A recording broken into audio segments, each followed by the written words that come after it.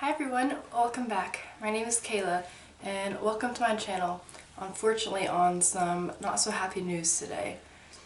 So, as you've seen from the recent uploads, I just went ahead and uploaded all the pregnancy updates, all the videos, announcement videos, telling you guys that this was a pregnancy and now it's not.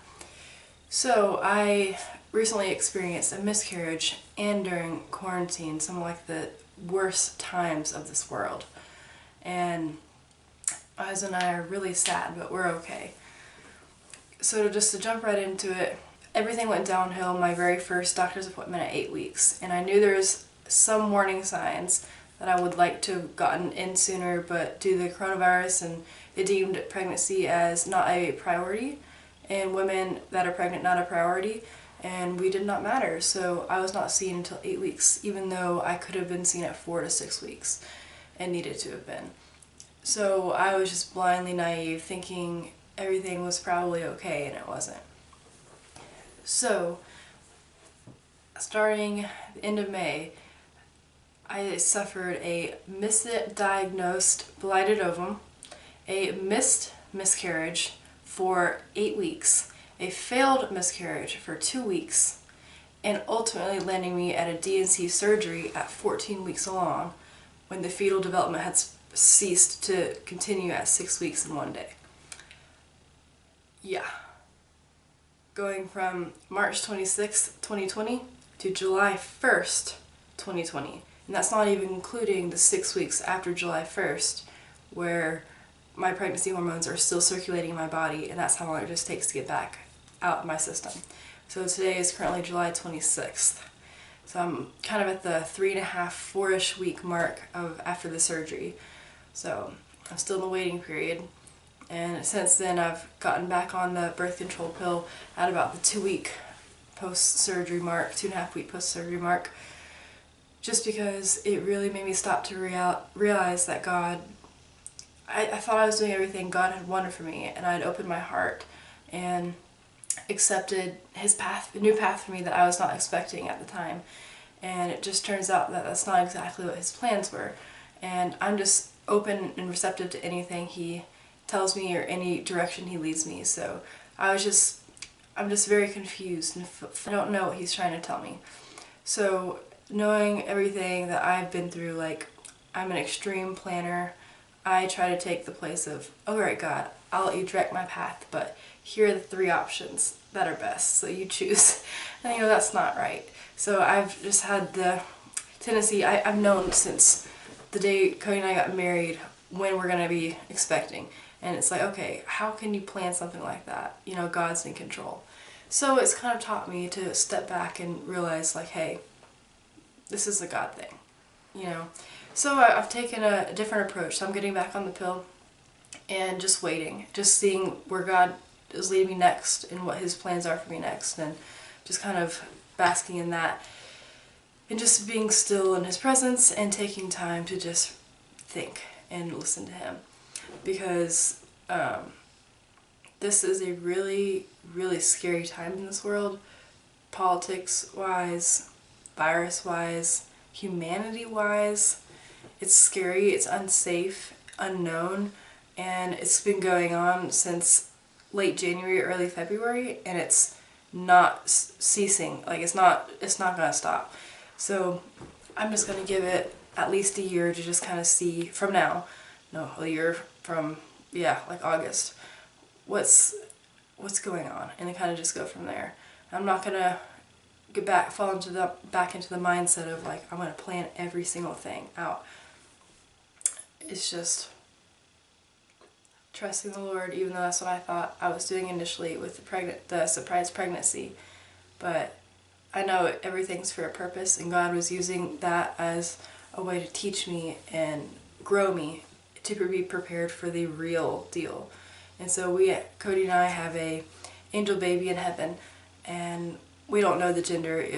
The baby passed away too soon to know. Even with the D&C surgery, you can't find any X or Y chromosomes,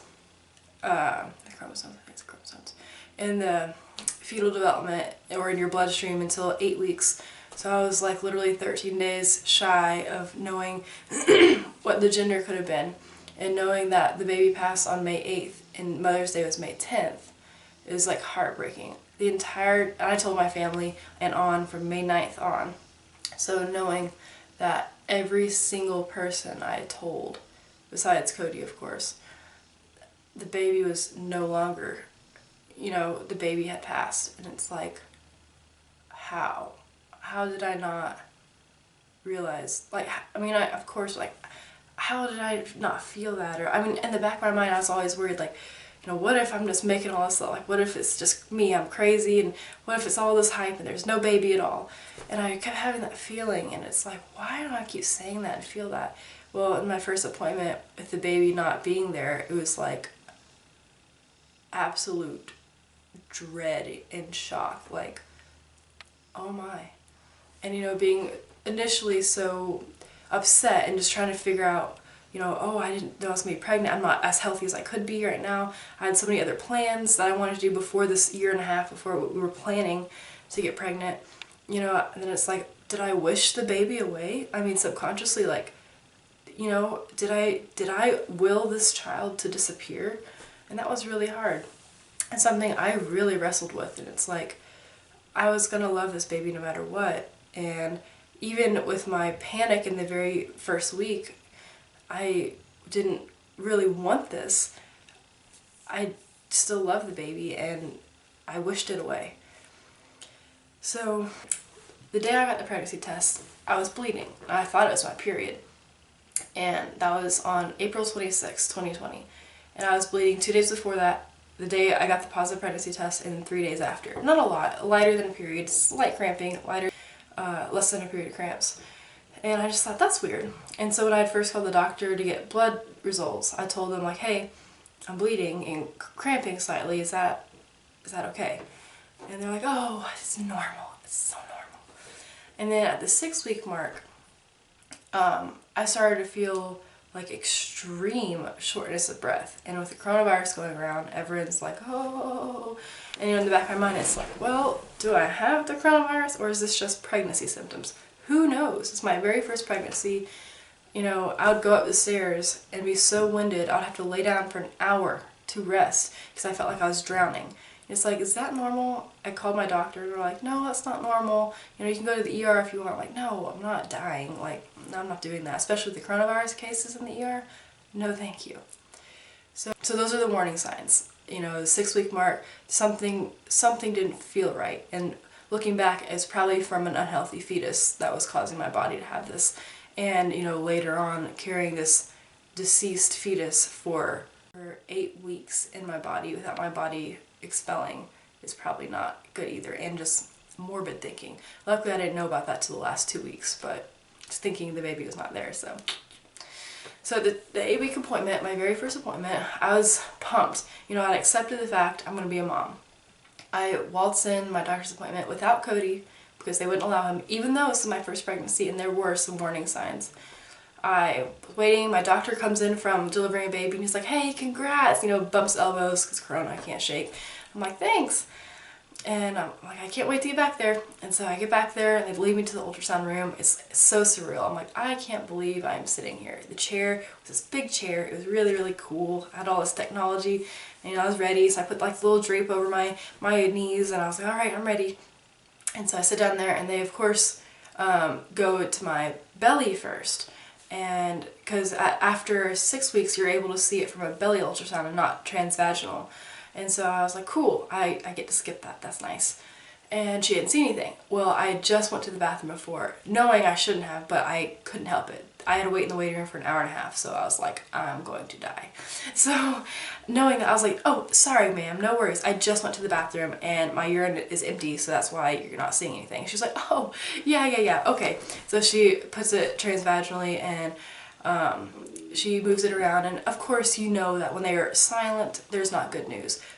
But I didn't, like, she was a quiet person anyway, and I just thought she was just looking around, and I went in knowing, I told Cody, this could be a blighted ovum, this could be the baby didn't have a heartbeat, this could be fine, this could be, hey, the baby's not measuring fast, right along track. Like, there's so many possibilities with every pregnancy. I went in knowing this, regardless of anything that was going on. And so she measures one of my ovaries, measures the other one, measures my uterus, measures the gestational sac. So I saw that initially, so I knew something was there. And then measures what looks to be like a little, like a half ring, like a moon, half moon. And I was like, oh, is that the baby? And she's like, that's the so this is the gestational, and they always deflect your questions, by the way. This is the gestational sac. She shows me the, like, kind of the black sac. And she goes, and this is the yolk sac. And I was like, okay. And she's like, the yolk sac's growing at about 6 weeks. I was like, well, I'm 8 weeks along. She's like, well, you probably just got your dates wrong. That's why we can't find anything. She goes, that's why we can't see the baby. And I was like, oh, okay. And I knew right then, like, this is probably not good. Because you can see, even at 6 weeks, you can see a baby. Or something there, even at 5 weeks. So I was like, I know I have my dates right. I know. And she's like, oh, okay, well, everyone makes mistakes, no biggie. So she sent me to the doctor, and he said, be prepared, this could be a blighted ovum, which means the fetus never developed. It never developed beyond the cell form, but your body believes that it is a continually growing pregnancy. With just, increasing hormones, you have the numbers doubling, the progesterone, everything. And I was like, okay. He said, or this could be, you've got your dates wrong, and everything's fine. And I was like, I knew from that moment on, like, this is not good. So I'm having to text Cody from the car. Like, he's waiting in the car below because they literally won't let him in. And I was like, hey, doctor's a little concerned. They can't find the baby. I might have the dates wrong, but I don't. Just want to give you a heads up. So like an hour later, and I'm finally walking back to the car.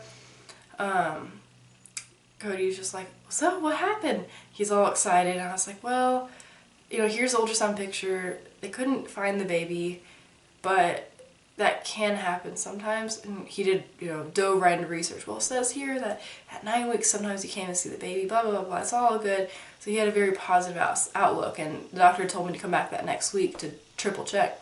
And I was like, Cody, please prepare yourself for the worst. I'm not being pessimistic, but it's a feeling. And at this point, I spent the next week just in prayer, just confused, and God had kept, this whole time had kept showing me this image of me holding this baby boy with Cody, and I just did not understand. I was like, if there really is something wrong, why would God show me this? Like, He showed me what was going to happen in my future. Everything was going to be okay. I kept getting that feeling, and He kept telling me everything's going to be okay. And like, He giving me these kind of like images. Like when I met Cody, like, I saw us married in a house that looked just like this.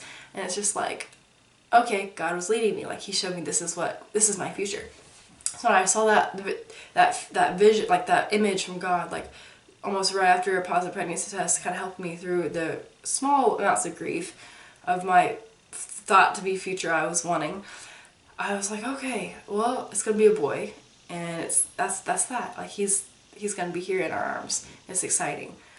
So the next week goes by, and I go back for my 9-week appointment. Everything's still measuring at 6 weeks. Gestational sac, yolk sac, no baby. Blighted ovum. They said your body will miscarry, cramp, and bleed heavily any minute now. Any day. And I was like, oh my gosh. Because at this point I had no bleeding, no cramping, no spotting, nothing. So I was like, okay. And all I'm thinking in my head is, what if this happens at work? What if this happens at night? How long does this last? Is this a 2-week bleeding, cramping? Is this drawn out? I've heard so many people having to go to the hospital because of something like this.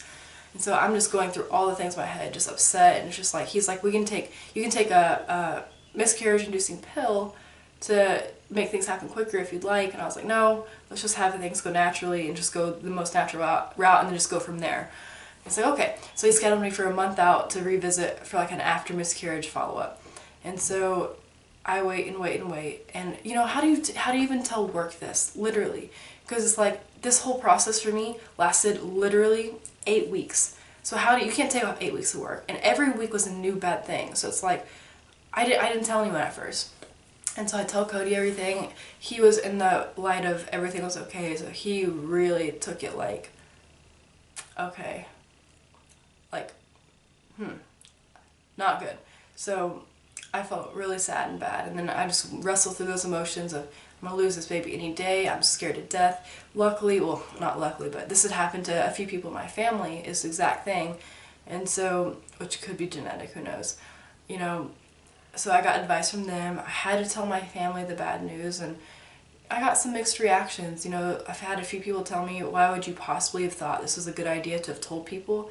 And it's like, listen, even considering the circumstances of the coronavirus, like, I wasn't promised to come in until maybe even 20 weeks, which I'm glad didn't happen because I would have literally died or something.